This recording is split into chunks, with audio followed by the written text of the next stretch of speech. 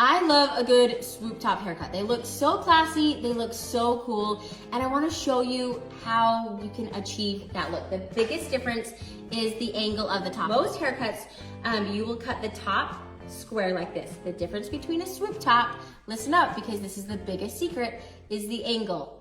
I'm just going to adjust the angle of the top like so.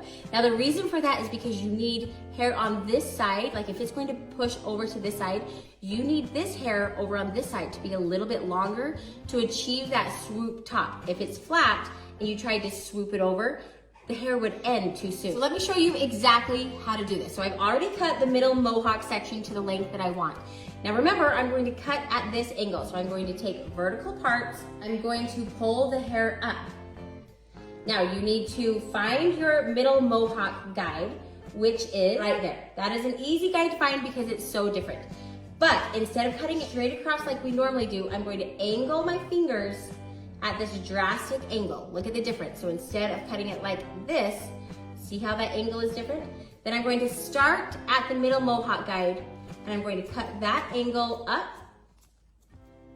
So now the hair, you can see, is cut at this angle. Longest part on the side that he's pushing over from, shortest part on the side that he's going to push to.